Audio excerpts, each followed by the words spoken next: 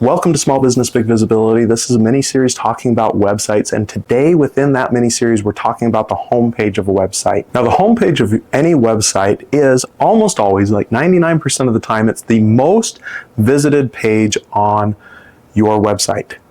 With that, it should be the page that gets the most focus when your website's being built and also as you're making changes and updating to the site.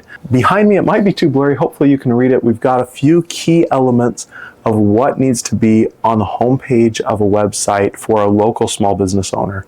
We're going to go over each one of these as well as a few extras. Now, the homepage of a website is going to be the point that most people come to your business for the first time.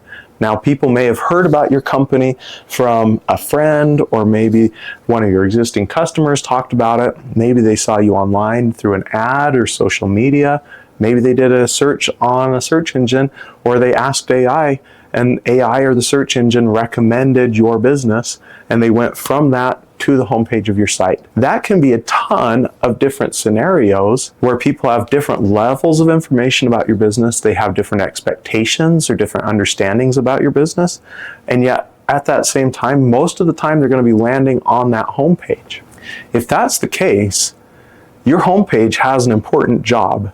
And that job is it needs to go out and grab that potential customer where they're at, identify if they're a good fit, help the customer recognize if they're a good fit for your business, and then if they are a good fit, help them recognize and help that potential customer take the next step to move towards becoming an actual customer of your business. Let's dive into some of the ways that your website, homepage in particular, needs to be built, designed, and styled in order to make this successful.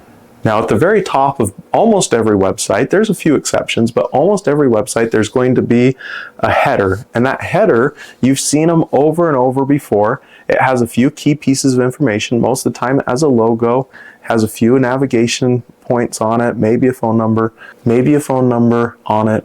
And we're going to deep dive into the header and what should or shouldn't be on a header and how it should be built in another video. But below the header, on the homepage of the website, usually you want some sort of message that is a high impact kind of statement of what you do.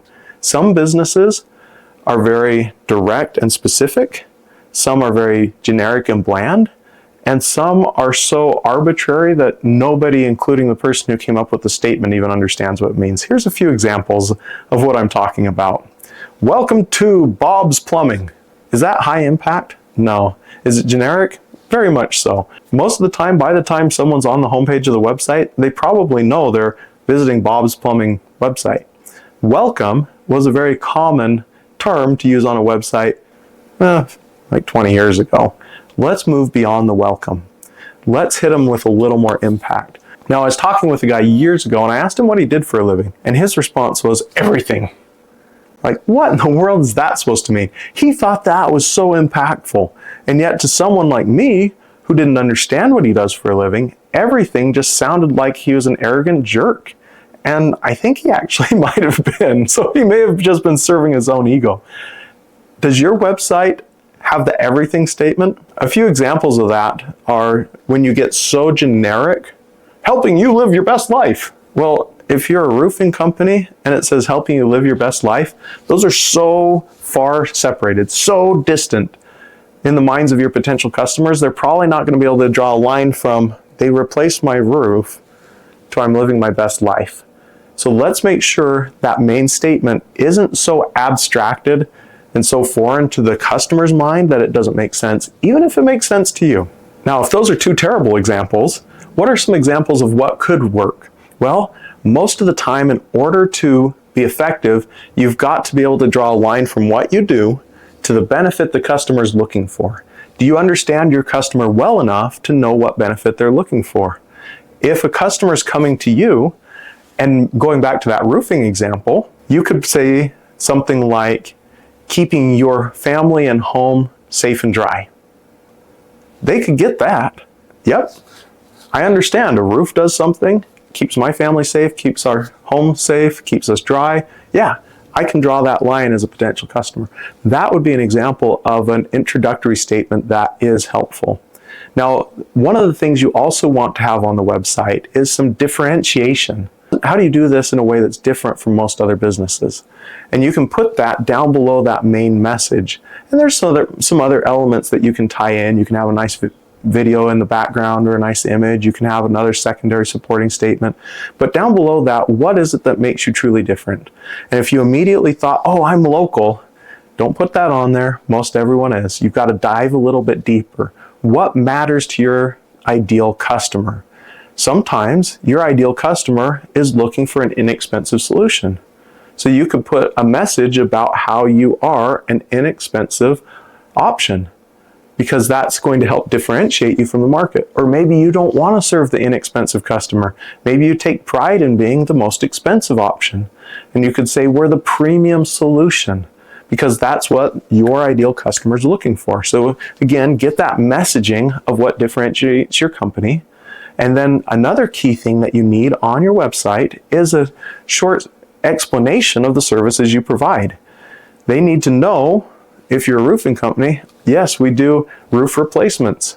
Yes, we will come out and put a new roof on a house. Yes, we will do repair work. Yes, we do emergency work. Those are all questions that a customer or potential customer is going to wonder. And that should be a short summary style. You don't want to list everything and all the details, but you do want to have a short highlight section on the services. Now, intermingled through these different sections, you can also put trust symbols. Have you been in business for over 30 years? Have you worked with over 1,000 customers? Do you work with companies that have a very strong brand name? Those are things that you can intermingle into this homepage to help build that trust while you're also educating. Another couple of elements that you want to put on the site would be a short about us. Just give them enough information from their eyes of who your company is, so that it again helps build trust and educate them on who you are. And then you have to have call to action messaging on the site as well. Call us today for a free quote, free consultation, reach out today, contact us, we're happy to help. Some sort of messaging on there that helps them move towards doing business with you. You can also put a couple of gallery images that help them get a grasp of what you do, if galleries are something you can do. Now, if you're a CPA, don't put a gallery on your site, it won't help. No one wants to see tax forms. But if your business is such that you can showcase the kind of work you do, people want to see it. And then finally, some testimonials can be really helpful as well. So that is kind of the anatomy of a well-built homepage. If your homepage doesn't look like that, if you're concerned that your homepage isn't that way, I'd invite you to go ahead and do some research and look at your site, figure out what it's missing, reach out to your web designer, or if you need help, go ahead and reach out to us. We're happy to help as well.